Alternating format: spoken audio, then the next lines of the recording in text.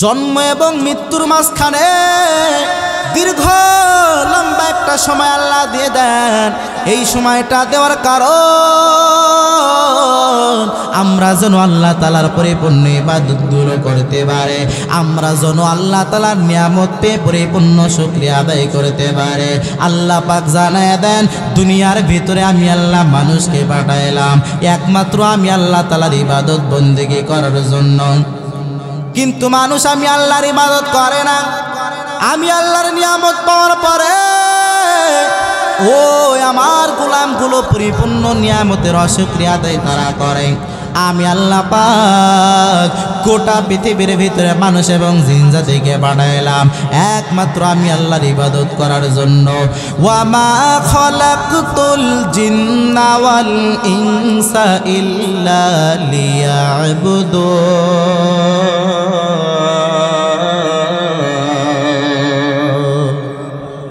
আল্লাহ পাক জানায় দেয়, গোটা পৃথিবীর ভিতরে আমি আল্লাহ তাআলা মানুষ এবং জিন জাতিকে সৃষ্টি করলাম একমাত্র আমি আল্লাহর ইবাদত বন্দেগী করার জন্য। কিন্তু মানুষ তোমরা আমি আল্লাহর ইবাদত বন্দেগী করো না, করো না, করো না।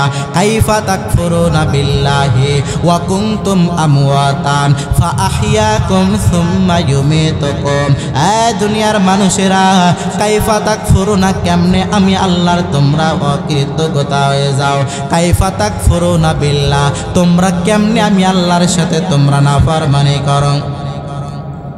ওয়া কুনতুম আমওয়াতান, তোমরা এক সময় কোনো অস্তিত্ব ছিল না, অস্তিত্বহীন থেকে আমি আল্লাহ তোমাদেরকে পরিপূর্ণ অস্তিত্ব দান করলাম। এই অস্তিত্ব দান করলাম, এরপরে জমিনের ভিতরে আসার পর জমিনটাও তোমাদের জন্য চিরস্থায়ী না। চিরস্থায়ী নাকি? হাওড় অঞ্চলের মানুষের জন্য চিরস্থায়ী, কিশোরগঞ্জ জেলার মানুষের জন্য চিরস্থায়ী, অষ্টগ্রাম থানার মানুষের জন্য দুনিয়াটা চিরস্থায়ী নাকি? ঢালার কান্দি অঞ্চলের মানুষের জন্য দুনিয়াটা চিরস্থায়ী। আমি মেজবাউদ্দিন যশোরের জন্য দুনিয়াটা চিরস্থায়ী না, না, সকলকে অবশ্যই মৃত্যুবরণ পরিপূর্ণ করা লাগবে, করা লাগবে। যার কারণে আল্লাহ পাক জানিয়ে দেন, ফাআহইয়াকুম সুম্মা ইউমীতুকুম সুম্মা ইউহয়িকুম সুম্মা ইলাইহি তুরজাউন। আমি আল্লাহ পাক আবার পুনরায় তোমাদেরকে মৃত্যু দেব, সকলকে মৃত্যুবরণ করা লাগবে। আমি আল্লাহ তাআলা ও ইসরাফিল আলাইহিস সালাতু ওয়াস সালাম তাকে পরিপূর্ণ আমি আল্লাহ তাআলা আদেশ করে দিলাম, ইসরাফিল তোমার মুখের ভেতরে সিংহা রাখো। এই সিংহার ফুৎকার যখন দিবা গোটা পৃথিবীটাকে আমি আল্লাহ ফানা ফানা করে দেব। আল্লাহ পাক পবিত্র কোরআনের ভিতরে আয়াত নাজিল করে জানায় দেয়, আল কারিয়াতু মাল কারিয়াতু ওয়া মা আদরাকা মাল কারিয়া। আল কারিয়া মানে বিকট ভয়ঙ্কর আওয়াজ। গোটা জমিনের ভিতরে দেখবেন বড় বড় গাড়ির টায়ারগুলো যখন বাস্ট হয়ে যায় তখন বিকট ভয়ঙ্কর আওয়াজ হয়, কি হয় না? আরো জোরে বলেন। আসমান থেকে যখন বজ্রপাত হয় তখনও ভয়ঙ্কর আওয়াজ হয়, কি হয় না? বজ্রপাতের আওয়াজের কারণে অনেক সময় অনেক মানুষ মৃত্যুবরণ করে, কি করে না? এরকম মাঝে মাঝে বিকট ভয়ঙ্কর আওয়াজ হয়। এই আওয়াজকেই মূলত বলা হয় আল কারিয়া। কিন্তু আল কারিয়া বলতে দুনিয়াবি কোনো আওয়াজ নাই। দুনিয়ার এই আওয়াজের থেকে আল্লাহ তাআলা একটা ভয়ঙ্কর রাগান্বিত একটা আওয়াজ দিবেন, সেইটা হলো ইসরাফিল আলাইহিস সালাতু ওয়াস সালাম। সে মুখের ভিতরে সিংহা লইয়া দাঁড়াইছে, আল্লাহ পাকের অর্ডার হয়ে যাইবে, ইসরাফিল সে পরিপূর্ণ সিংহায় ফুৎকার দেবে, গোটা পৃথিবীটাকে ফানা ফানা করে দিবে আমার আল্লাহ। আল কারিয়াতু মাল কারিয়া ওয়া মা আদরাকা মাল কারিয়া। দুনিয়ার ভিতরে তাকায় দেখবেন কোনো একটা কথার গুরুত্ব বোঝানোর জন্য মানুষ একটা কথা বারবার বলে, কি বলে না? আরো জোরে বলেন। একটা কথার গুরুত্ব বোঝানোর জন্য মানুষ কসম খায়, খায় কি খায় না? আবার মানুষ এক কথা বারবার বলে কারণ এই কথাটাকে গুরুত্ব দিতে পারে। ঠিক তেমনি আল্লাহ পাক সূরাতুল আল কারিয়ার ভিতরে করিয়া শব্দ 3 বার উচ্চারণ করলেন। তার মানে আমাদেরকে বেশি বেশি গুরুত্ব দিতে বললেন। দুনিয়ার মানুষ, আল কারিয়া তো মাল কারিয়া, কয়বার কারিয়া উচ্চারণ হলো? আরো জোরে বলেন। ওয়ামা আদরাকা মাল কারিয়া, তাহলে কয়বার উচ্চারণ হলো? আল কারিয়া শব্দ 3 বার উচ্চারণ হলো। তার মানে আল্লাহ তাআলা মূলত এই আল কারিয়া অর্থাৎ বিকট ভয়ঙ্কর একটা আওয়াজ হইবে, এইটা পরিপূর্ণ গুরুত্ব সহকারে বোঝাইতে চেয়েছেন। দুনিয়ার মানুষ, এই পৃথিবীর ভিতরে যাওয়ার পর তোমরা আমি আল্লাহর সাথে নাফরমানি করবে না। قال النبي صلى الله عليه وآله وسلم لا يقعد قوم يذكرون الله عز وجل إلا حفتهم الملائكة وغشيتهم الرحمات ونزلت عليهم السكينة وذكرهم الله في من عنده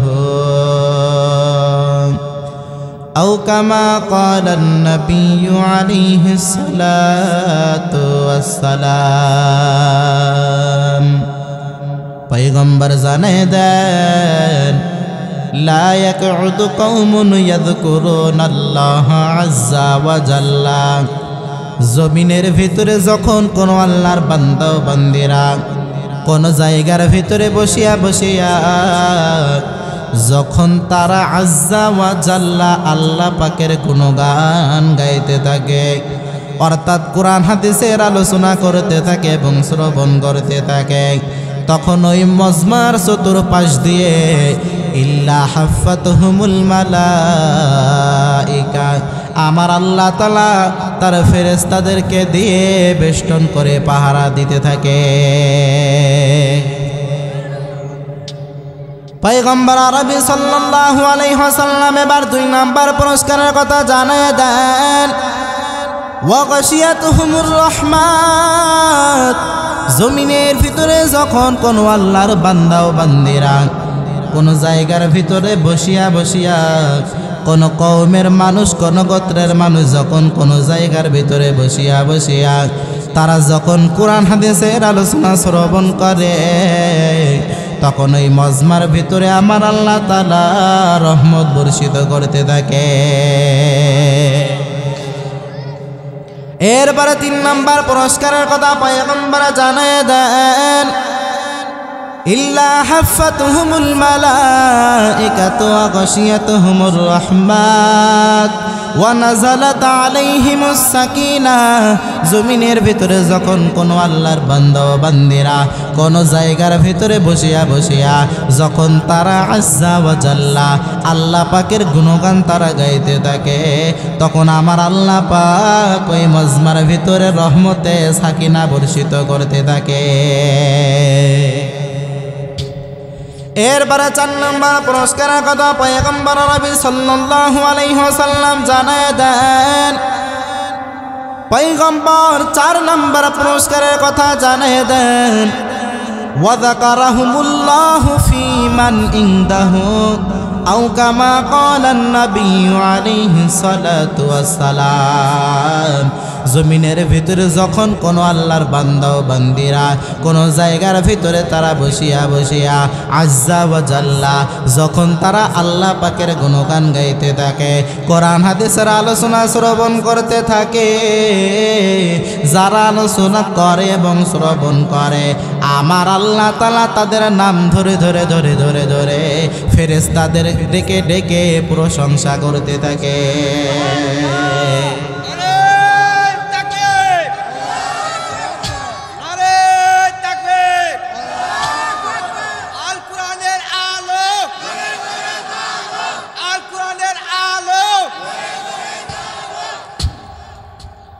সামান্য দুনিয়ার কোন এমপি মন্ত্রী যদি আপনার আমার নাম ধরে প্রশংসা করে, তাহলে আপনি খুশি হইবেন নাকি বেজার হইবেন?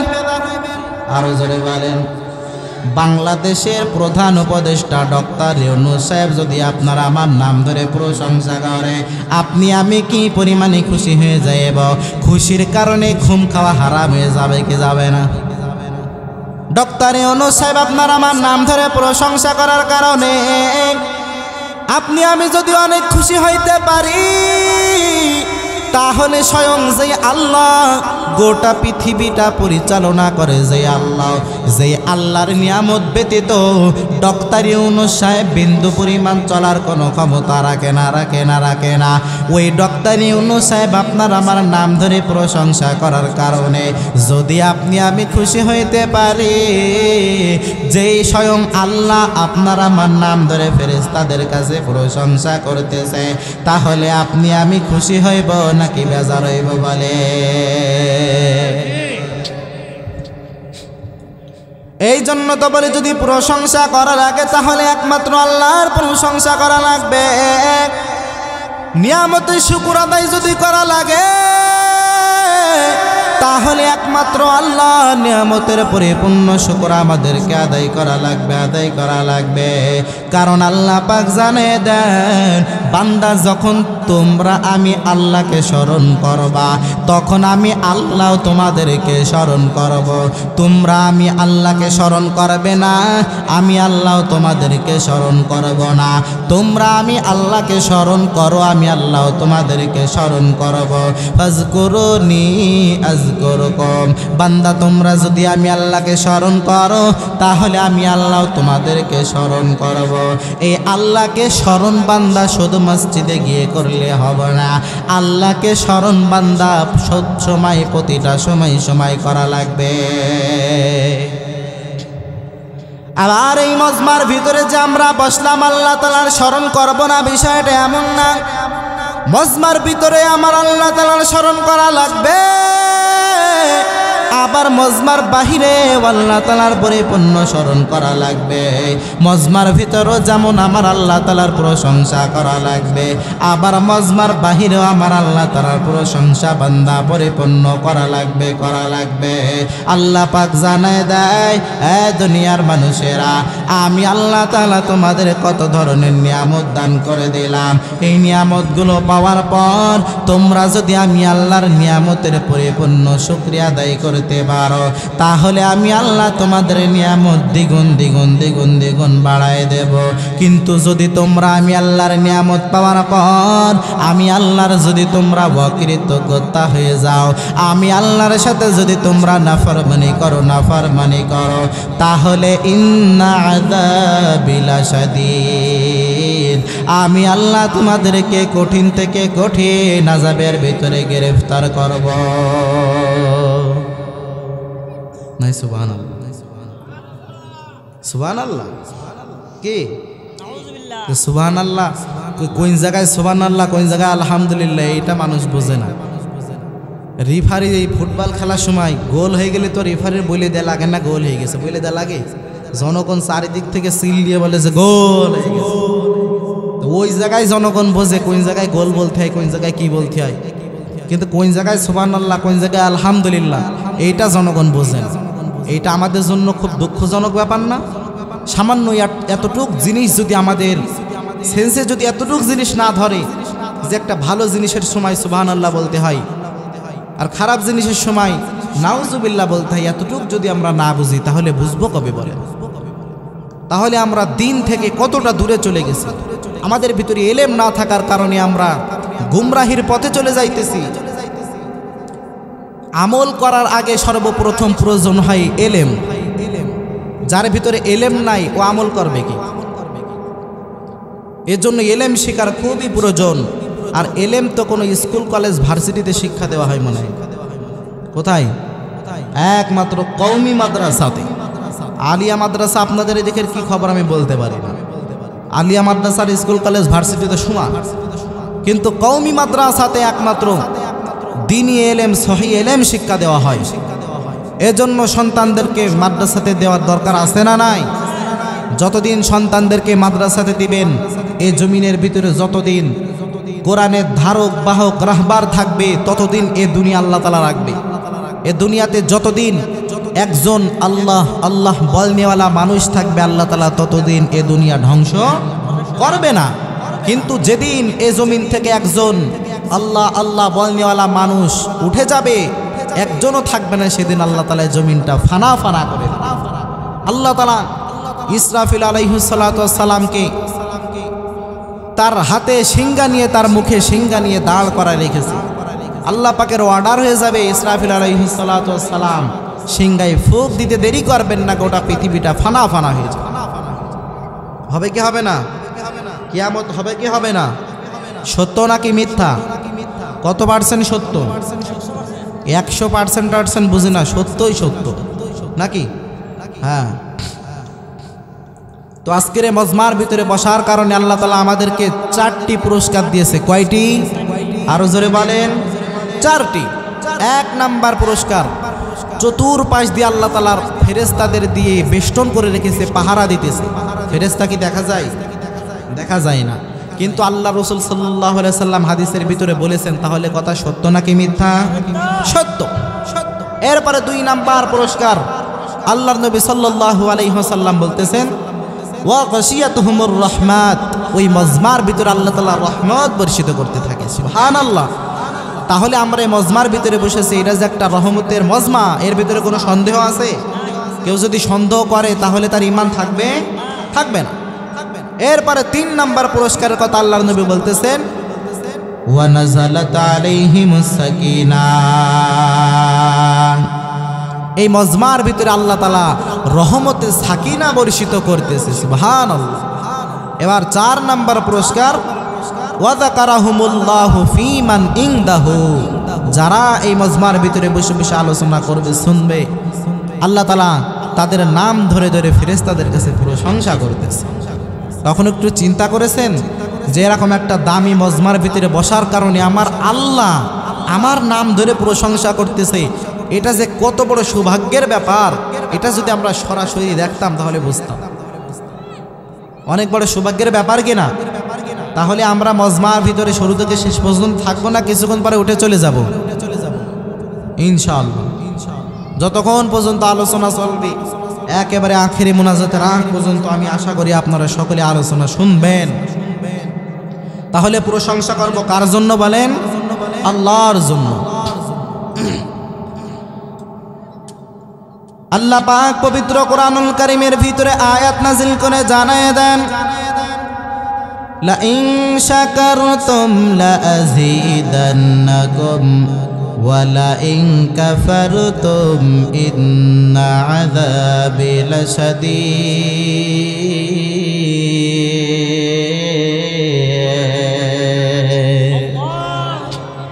আল্লাহ পাক পবিত্র কোরআনের ভিতরে জানায় দেন, জমিনের ভিতরে মানুষ যদি আমি আল্লাহর নিয়ামতের শুকরিয়া আদায় করো, তাহলে আমি আল্লাহ তোমাদের নিয়ামতকে দ্বিগুণ থেকে দ্বিগুণ আমি আল্লাহ বৃদ্ধি করে দেব। কিন্তু আমি আল্লাহর নিয়ামত পাওয়ার পর যদি তোমরা আমি আল্লাহর শুকর আদায় না করো, তোমরা যদি আমি আল্লাহর সাথে নাফরমানি করো, তাহলে ইন্না আযাবি লাশাদীদ, আমি আল্লাহ তোমাদেরকে কঠিন থেকে কঠিন আযাবের ভিতরে গ্রেফতার করব। এজন্য সমস্ত নিয়ামতের শুকরিয়া আদায় করা লাগবে একমাত্র আল্লাহর জন্য। সুস্থতার দেওয়ার মালিক আমার আল্লাহ, অসুস্থতা দেওয়ার মালিক আমার আল্লাহ, সব কিছু করনেওয়ালা মালিক আমার আল্লাহ, ধনী বানানেওয়ালাও আমার আল্লাহ, আবার ফকির বানানেওয়ালাও আমার আল্লাহ। এরে বান্দা, অন্ধ বৃদ্ধ যুবক বৃদ্ধ সব কিছু বানানোর মালিক আমার আল্লাহ। সুতরাং প্রশংসা করা লাগবে একমাত্র আল্লাহর জন্য। দুনিয়ার কোন নেতা নেত্রীর জন্য প্রশংসা করলে চলবে না, চলবে না, চলবে না। প্রশংসা করতে হবে একজনের জন্য। জোরে চিল্লায়ে বলো তিনি কে?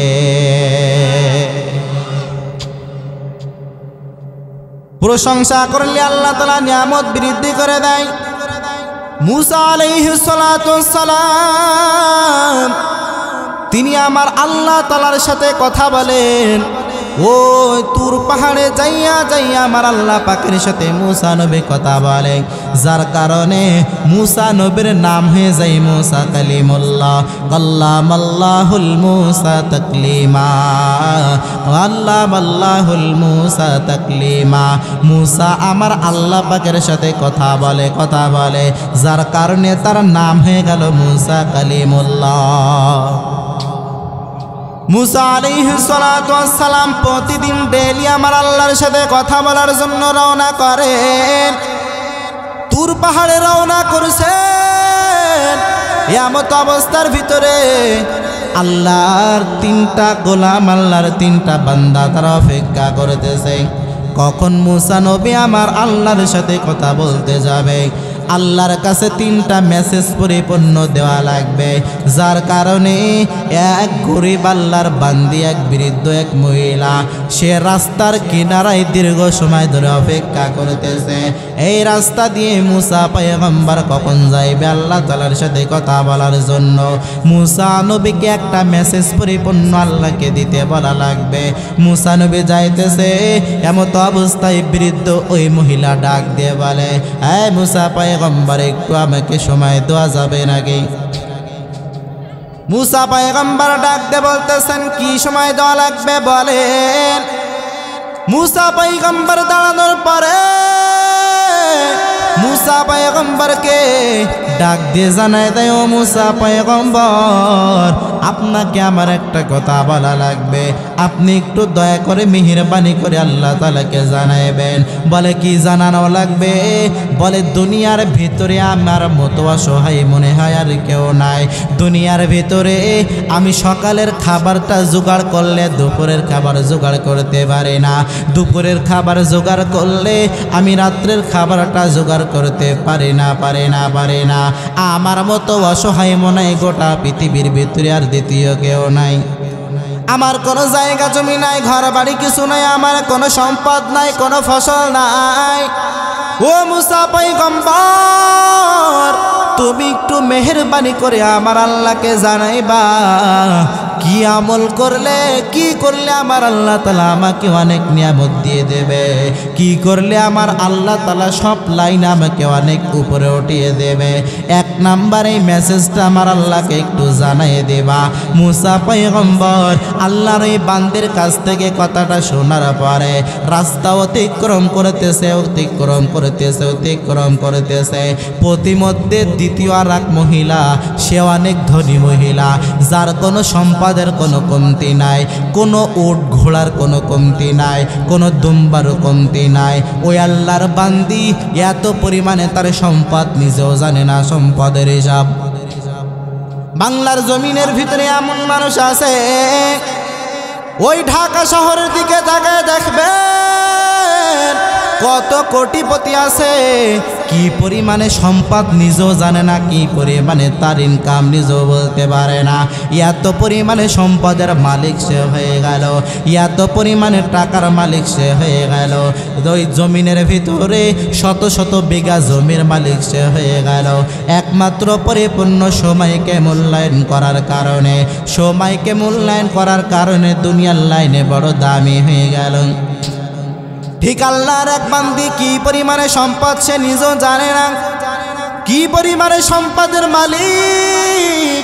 মুসা পয়গম্বরকে ডাক দিয়ে জানায় দেয়, মুসা পয়গম্বর তোমার সাথে একটা কথা আমাকে পরিপূর্ণ বলা লাগবে। কি কথা বলবা জানো? বলে, ও মুসা পয়গম্বর আমার আল্লাহ আমাকে এত পরিমাণে সম্পদ দান করেছেন, আমাকে এত পরিমাণে ধন সম্পদের মালিক বানিয়েছেন। আমি তো এত সম্পদ বিন্দু পরিমাণে চাই না, আমি চাইবো আমার সম্পদ যেন ধীরে ধীরে কমতে থাকে। এত সম্পদের মালিক আমি হতে চাই না। আল্লাহকে জানায় দেবেন, ও দয়ার মালিক কি আমল করলে, কি করলে আমার সম্পদগুলো কমতে থাকবে আমাকে একটু জানায় দেবেন। আল্লাহর কাছ থেকে শোনার পর আল্লাহ পাক যেটা বলবে আমি সেইটা পরিপূর্ণ করতে রাজি আছে। এত সম্পদ আমার কোনো প্রয়োজন নাই, কারণ এত সম্পদ আমার খাওয়ারও কোনো বংশে মানুষ নাই। এত সম্পদ আল্লাহ তাআলা আমাকে দান করে দিলেন। সম্পদের হিসাব আমি জানি না, সুতরাং এত সম্পদ আমি আল্লাহর কাছে চাই না। আল্লাহর কাছ থেকে একটু মেসেজটা নিয়ে এসে আমাকে জানিয়ে দেবেন কি এমন আমল করলে আল্লাহ তাআলা আমার সম্পদগুলো ধীরে ধীরে কমিয়ে দেবে। এই মেসেজটা আমার আল্লাহর কাছ থেকে শুনে একটু আমাকে জানাবেন। মুসা পয়গম্বর এবার রাস্তা দিয়ে হাঁটতেছে, প্রতিমধ্যে এক আল্লাহর বান্দা, এক বৃদ্ধ বাবাজি, সে মুসা পয়গম্বরের জন্য দীর্ঘ সময় অপেক্ষা করতেছিলেন। মুসা পয়গম্বরকে ডাক দিয়ে জানায় দেয়, ও মুসা পয়গম্বর, একটু রাস্তার মাঝে একটু আমাকে একটু সময় দেওয়া যাবে নাকি? মুসা পয়গম্বর বলে, হ্যাঁ দেওয়া যাবে। কি বলবা বলো? ও বৃদ্ধ এবার মুসা পয়গম্বরকে ডাক দিয়ে জানায় দেয়, ও মুসা পয়গম্বর, আপনার তো একটা খেতাব আছে, আপনার একটা উপাধি হলো কালিমুল্লাহ, অর্থাৎ আপনি আমার আল্লাহর সাথে সুন্দরভাবে কথা বলেন, যার কারণে আপনার উপাধি দেওয়া হলো মুসা কালিমুল্লাহ। আপনি ডেইলি আপনার আল্লাহর সাথে কথা বলেন, আপনার আল্লাহকে একটু জানায় দিবেন দুনিয়ার ভিতরে কত মানুষের দুইটা হাত আছে, দুইটা পাও সুন্দরভাবে আছে, কিন্তু আমার একটা হাত আল্লাহ দেন নাই, বংশগতভাবে একটা হাত আমি দুনিয়ার ভিতরে পাই নাই। আমার আল্লাহ তাআলা কি এমন আমল করলে নিয়ামতটা আমাকে পরিপূর্ণ দিয়ে দেবে? কি আমল করলে আমার আল্লাহ তাআলা আমার হাতটা পরিপূর্ণ আমাকে ফেরত দিয়ে দেবে?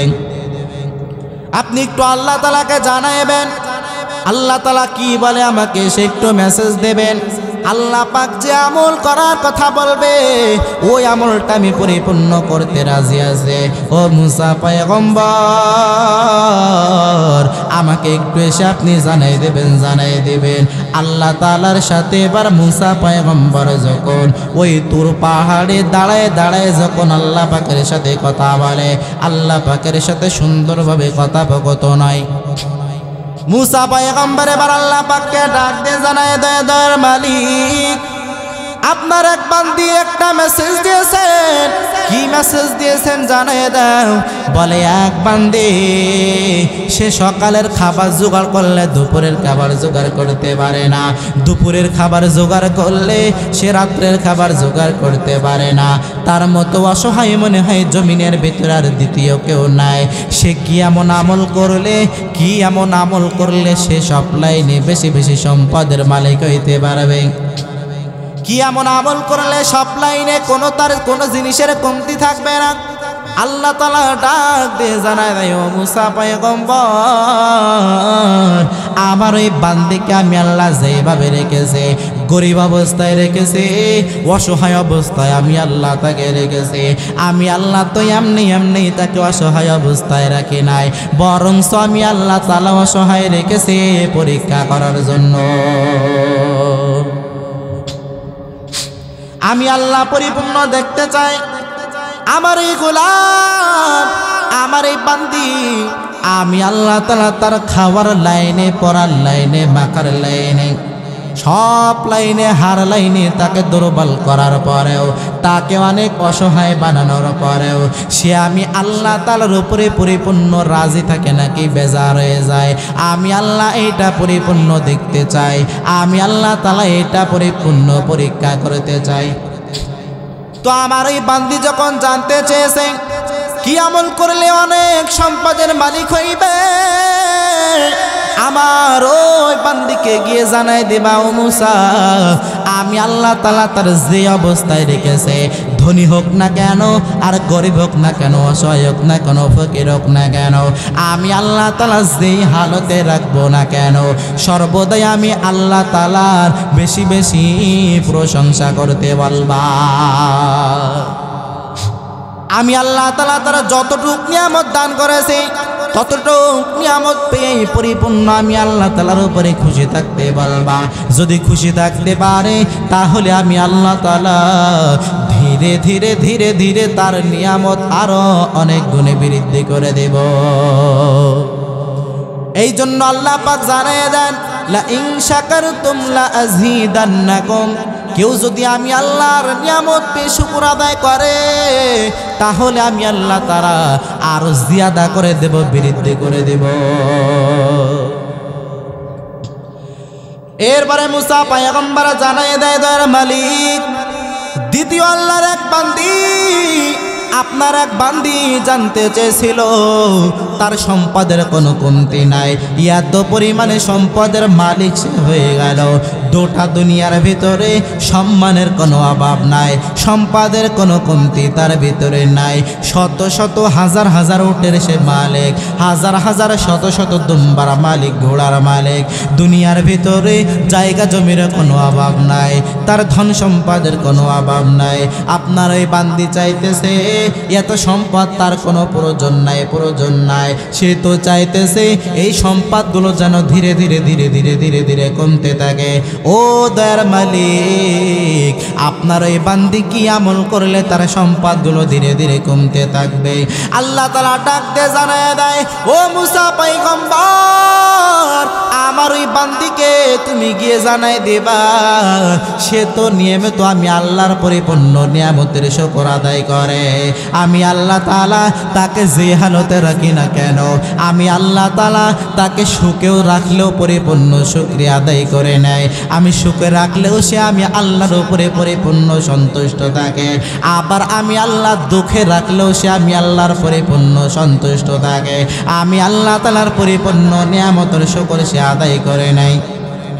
কিন্তু মুসা পয়গম্বর সে যদি তার সম্পদগুলো ধীরে ধীরে কমতে থাকবে তাহলে তার একটা আমল ছেড়ে দেওয়ার কথা বলবা, সে যেন আমি আল্লাহ তাআলার নিয়ামত পাওয়ার পর আমি আল্লাহর কাছে নিয়ামতের শুকর আদায় না করে, আমি আল্লাহ তাআলার নিয়ামত পাওয়ার পর আমি আল্লাহ তাআলার উপরে যেন বেজার হইয়া যায়, আমি আল্লাহ তাআলা সুখেও সে আমার প্রশংসা যেন না করে, দুঃখেও যেন আমি আল্লাহর প্রশংসা না করে, আমি আল্লাহর প্রশংসা আমার ওই বান্দি ছেড়ে দিবে, আমি আল্লাহ ধীরে ধীরে তার নিয়ামতগুলো ছিনিয়ে নিতে থাকবো।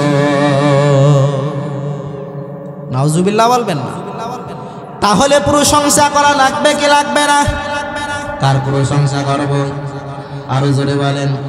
ভাই এই জায়গাটা একটু বুক করেন, আপনারা যারা পিছনে আছেন একটু কষ্ট করে সামনে, খারাপ লাগছে, খারাপ দেখা যাচ্ছে, আসেন আসেন আসেন আসেন আসেন সামনে চলে আসেন, সামনে চলে আসেন, এটা খারাপ দেখা যাচ্ছে, আসেন আসেন আসেন সামনে আসেন, যত সামনে বসবেন দিনের মজমায় তত বেশি সওয়াব।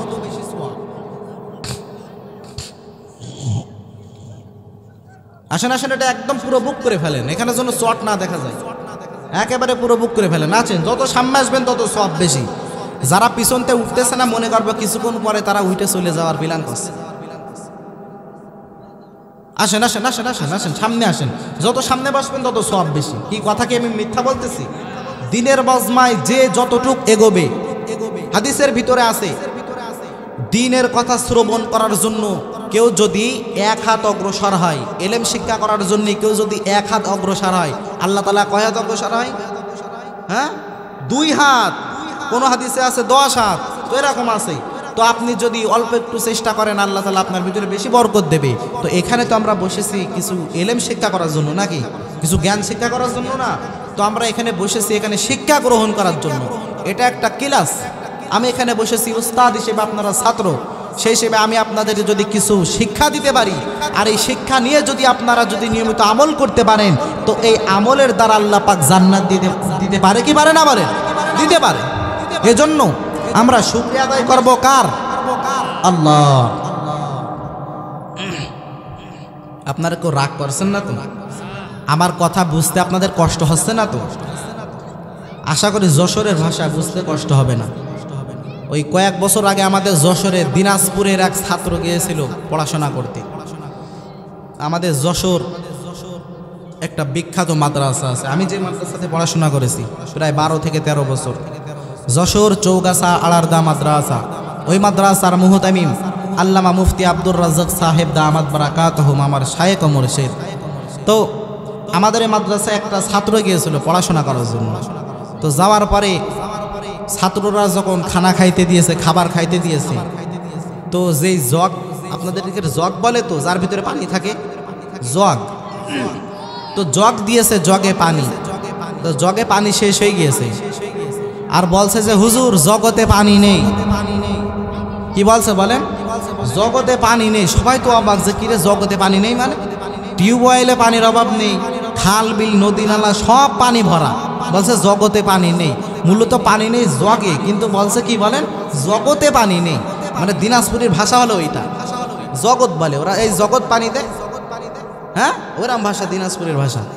তো ওই সমস্ত ভাষা যদি হইতো তাহলে একটু বুঝতে কষ্ট হইতো। আশা করি যশোরের ভাষা আপনারা বুঝবেন, কষ্ট হবে না, কারণ যশোরের ভাষা একেবারে বিশুদ্ধ ভাষা।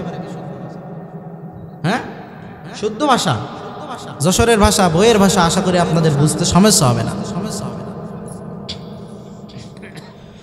এবার মুসা পয়গম্বর আল্লাহকে ডাক দিয়ে জানায়, দয়ার মালিক, আপনার এক গোলাম সে জানতে চেয়েছে দুনিয়ার ভিতরে আপনি কত মানুষের সকলের দুইটা হাত দিয়ে দিয়েছেন, দুইটা চক্ষু দিয়েছেন, দুইটা পা পরিপূর্ণ দিয়ে দিয়েছেন, কিন্তু আপনার এক বান্দার তার একটা হাত আপনি দেন নাই, যার কারণে সে আপনার উপরে একটু জানতে চেয়েছে, আপনার কাছে জানতে চেয়েছে কি এমন আমল করলে আপনি তার হাতটা পরিপূর্ণ দিয়ে দেবেন।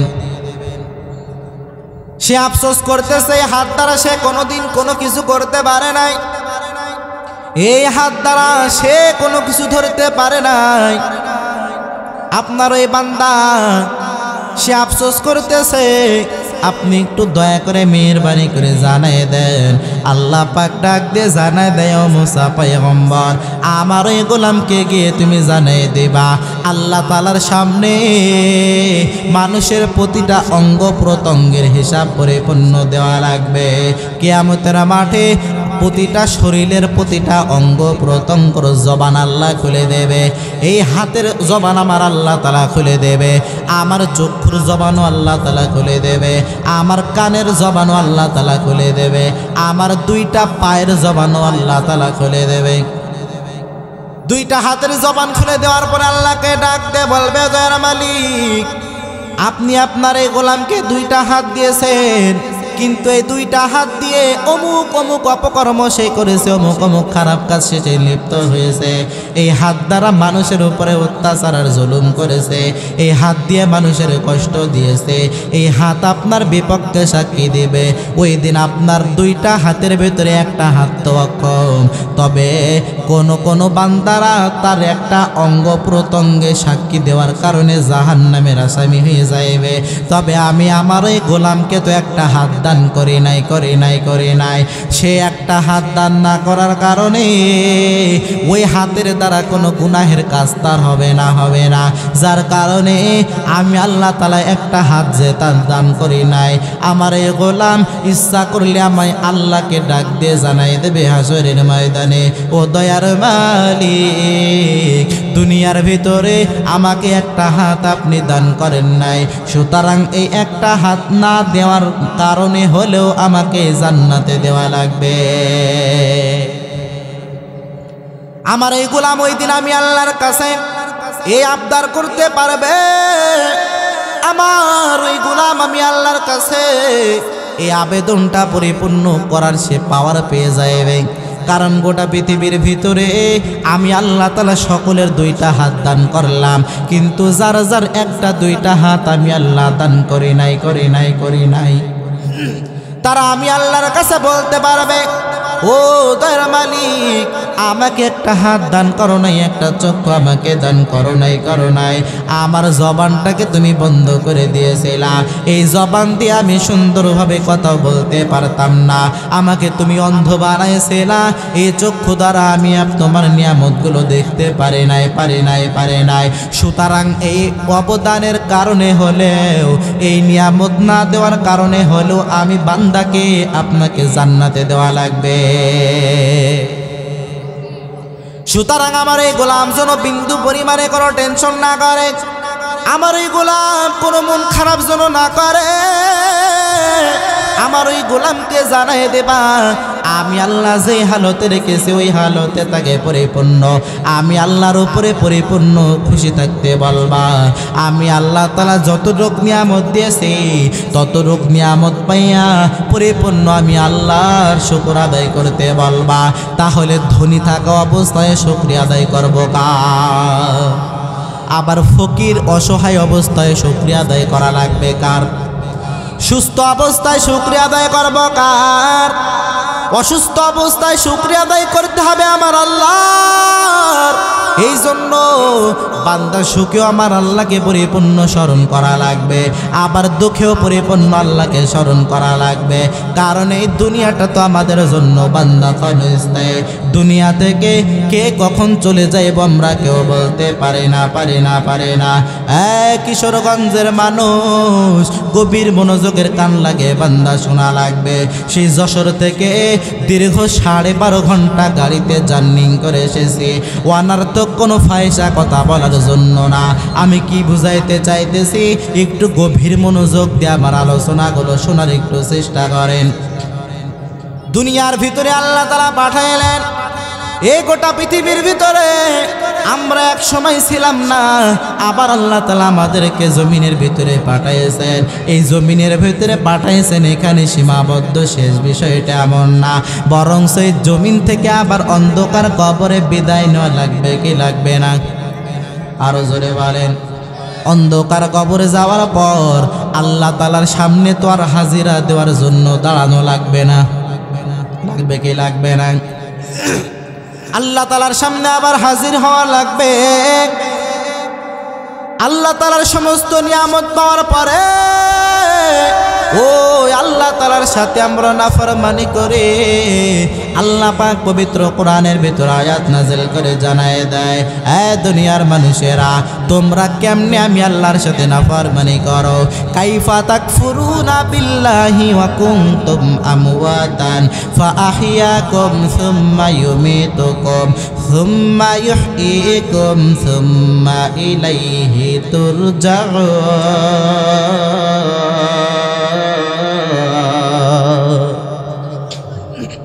আল্লাহ পাক জানায় দেন, কাইফা তাকফুরুনা বিল্লাহ, কেমনে তোমরা আমি আল্লাহর নাফরমানি করো? কেমনে তোমরা আমি আল্লাহর নিয়ামতগুলো পাওয়ার পরে নিয়ামতের পরিপূর্ণ শুকরিয়া আদায় করো?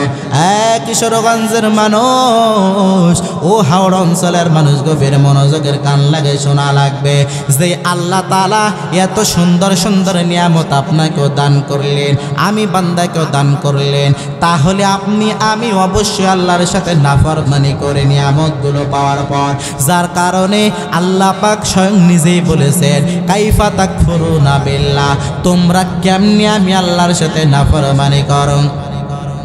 তোমরা কেমনে আমি আল্লাহর সাথে নাফরমানি করো? সমস্ত নিয়ামত দিলাম আমি আল্লাহ, সব কিছু দিয়ে দিলাম আমি আল্লাহ, কিন্তু আমি আল্লাহর সমস্ত নিয়ামতগুলো পাওয়ার পর তোমরা কেমনে আমি আল্লাহর সাথে নাফরমানি করো? আল্লাহ পাক এই কথাটা মনে কতটা কষ্ট নিয়ে বলেছেন একটু চিন্তা করে দেখেন। নিয়ামত সব আমরা ভোগ করতেছি একমাত্র আল্লাহর, আবার ওই আল্লাহর পরিপূর্ণ কৃতজ্ঞতা হয়ে যাইতেছে, তাহলে আমাদের মতো নাফরমান মানুষ আর জমিনের ভিতরে কেউ নাই, ঠিক কিনা বলো? আল্লাহ পাক বলতেছেন, তোমরা এক সময় ছিলে ওয়া কুনতুম আমওয়াতান, তোমরা তো ছিলে এক সময় মৃত, অর্থাৎ তোমাদের কোনো পরিচয় ছিল না, তোমাদের কোনো অস্তিত্ব ছিল না।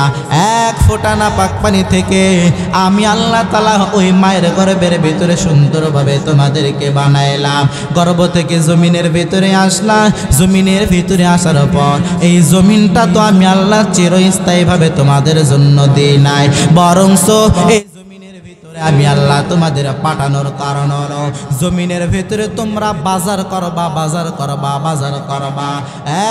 কিশোরগঞ্জের হাওড় অঞ্চলের মানুষ দুনিয়ার কোনো তরকারি গোশ মাছ এইগুলো বাজার করার কথা আল্লাহ বলে নাই, আল্লাহ জানাই দিয়েছে তোমরা আখিরাতের জন্য নেক আমল করাই করবা। মানুষের জন্মের একটা তারিখ হয়, আবার মৃত্যুর একটা তারিখ হয়। জন্ম এবং মৃত্যুর মাঝখানে দীর্ঘ লম্বা একটা সময় আল্লাহ দিয়ে দেন। এই সময়টা দেওয়ার কারণ আমরা আমরা যেন আল্লাহ তাআলার পরিপূর্ণ ইবাদতগুলো করতে পারে, আমরা যেন আল্লাহ তাআলার নিয়ামত পেয়ে পরিপূর্ণ শুকরিয়া আদায় করতে পারে। আল্লাহ পাক জানায় দেন, দুনিয়ার ভিতরে আমি আল্লাহ মানুষকে পাঠাইলাম একমাত্র আমি আল্লাহ তাআলার ইবাদত বন্দেগী করার জন্য, কিন্তু মানুষ আমি আল্লাহর ইবাদত করে না। আমি আল্লাহর নিয়ামত পাওয়ার পরে ও আমার গোলামগুলো পরিপূর্ণ নিয়ামতের অশুকরিয়া আদায় তারা করে। আমি আল্লাহ পাক গোটা পৃথিবীর ভিতরে মানুষ এবং জিন জাতিকে পাঠাইলাম একমাত্র আমি আল্লাহর ইবাদত করার জন্য। ওয়া মা খালাকতুল জিন্না ওয়াল ইনসা ইল্লা লিয়াবুদুন।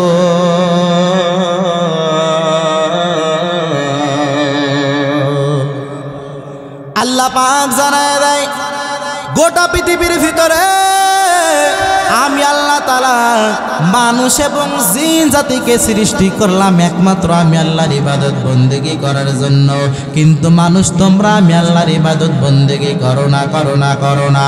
কাইফা তাকফুরুনা বিল্লাহি ওয়া কুনতুম আমওয়াতান ফাআহইয়াকুম সুম্মা ইউমীতুকুম। দুনিয়ার মানুষেরা, কাইফা তাকফুরুনা, কেমনে আমি আল্লাহর তোমরা অকৃতজ্ঞতা হয়ে যাও। কাইফা তাকফুরুনা বিল্লাহ, তোমরা কেমনে আমি আল্লাহর সাথে তোমরা নাফরমানি করো। ওয়া কুনতুম আমওয়াতান, তোমরা এক সময় কোনো অস্তিত্ব ছিল না, অস্তিত্বহীন থেকে আমি আল্লাহ তোমাদেরকে পরিপূর্ণ অস্তিত্ব দান করলাম। এই অস্তিত্ব দান করলাম, এরপরে জমিনের ভিতরে আসার পর জমিনটাও তোমাদের জন্য চিরস্থায়ী না, চিরস্থায়ী নাকি? হাওড় অঞ্চলের মানুষের জন্য চিরস্থায়ী, কিশোরগঞ্জ জেলার মানুষের জন্য চিরস্থায়ী, অষ্টগ্রাম থানার মানুষের জন্য দুনিয়াটা চিরস্থায়ী নাকি? ঢালার কান্দি অঞ্চলের মানুষের জন্য দুনিয়াটা চিরস্থায়ী, আমি মেজবাউদ্দিন যশোরের জন্য দুনিয়াটা চিরস্থায়ী না, না, সকলকে অবশ্যই মৃত্যুবরণ পরিপূর্ণ করা লাগবে, করা লাগবে। যার কারণে আল্লাহ পাক জানিয়ে দেন, ফাআহইয়াকুম সুম্মা ইউমীতুকুম সুম্মা ইউহয়িকুম সুম্মা ইলাইহি তুরজাউন। আমি আল্লাহ পাক আবার পুনরায় তোমাদেরকে মৃত্যু দেব, সকলকে মৃত্যুবরণ করা লাগবে। আমি আল্লাহ তাআলা ও ইসরাফিল আলাইহিস সালাতু ওয়াস সালাম তাকে পরিপূর্ণ আমি আল্লাহ তাআলা আদেশ করে দিলাম, ইসরাফিল তোমার মুখের ভেতরে সিংহা রাখো, এই সিংহার ফুৎকার যখন দিবা গোটা পৃথিবীটাকে আমি আল্লাহ ফানা ফানা করে দেব। আল্লাহ পাক পবিত্র কোরআনের ভিতরে আয়াত নাযিল করে জানায় দেয়, আল কারিয়াতু মাল কারিয়াতু ওয়া মা আদরাকা মাল কারিয়া। আল কারিয়া মানে বিকট ভয়ঙ্কর আওয়াজ। গোটা জমিনের ভিতরে দেখবেন বড় বড় গাড়ির টায়ারগুলো যখন বাস্ট হয়ে যায় তখন বিকট ভয়ঙ্কর আওয়াজ হয়, কি হয় না? আরো জোরে বলেন। আসমান থেকে যখন বজ্রপাত হয় তখনও ভয়ঙ্কর আওয়াজ হয়, কি হয় না? বজ্রপাতের আওয়াজের কারণে অনেক সময় অনেক মানুষ মৃত্যুবরণ করে, কি করে না? এরকম মাঝে মাঝে বিকট ভয়ঙ্কর আওয়াজ হয়, এই আওয়াজকেই মূলত বলা হয় আল কারিয়া। কিন্তু আল কারিয়া বলতে দুনিয়াবি কোনো আওয়াজ নাই, দুনিয়ার এই আওয়াজের থেকে আল্লাহ তাআলা একটা ভয়ঙ্কর রাগান্বিত একটা আওয়াজ দিবেন, সেইটা হলো ইসরাফিল আলাইহিস সালাতু ওয়াস সালাম। সে মুখের ভিতরে সিংহা লইয়া দাঁড়াইছে, আল্লাহ পাকের অর্ডার হয়ে যাইবে, ইসরাফিল সে পরিপূর্ণ সিংহায় ফুৎকার দেবে, গোটা পৃথিবীটাকে ফানা ফানা করে দিবে আমার আল্লাহ। আল কারিয়াতু মাল কারিয়া ওয়া মা আদরাকা মাল কারিয়া। দুনিয়ার ভিতরে তাকায় দেখবেন কোনো একটা কথার গুরুত্ব বোঝানোর জন্য মানুষ একটা কথা বারবার বলে, কি বলে না? আরো জোরে বলেন। একটা কথার গুরুত্ব বোঝানোর জন্য মানুষ কসম খায়, খায় কি খায় না? আবার মানুষ এক কথা বারবার বলে কারণ এই কথাটাকে গুরুত্ব দিতে পারে। ঠিক তেমনি আল্লাহ পাক সূরাতুল আল কারিয়ার ভিতরে করিয়া শব্দ 3 বার উচ্চারণ করলেন, তার মানে আমাদেরকে বেশি বেশি গুরুত্ব দিতে বললেন। দুনিয়ার মানুষ, আল করিয়া তো মাল করিয়া, কয়বার করিয়া উচ্চারণ হলো? আরো জোরে বলেন। ওয়ামা আদরাকা মাল করিয়া, তাহলে কয়বার উচ্চারণ হলো? আল করিয়া শব্দ 3 বার উচ্চারণ হলো, তার মানে আল্লাহ তাআলা মূলত এই আল করিয়া অর্থাৎ বিকট ভয়ঙ্কর একটা আওয়াজ হইবে, এইটা পরিপূর্ণ গুরুত্ব সহকারে বোঝাইতে চেয়েছে।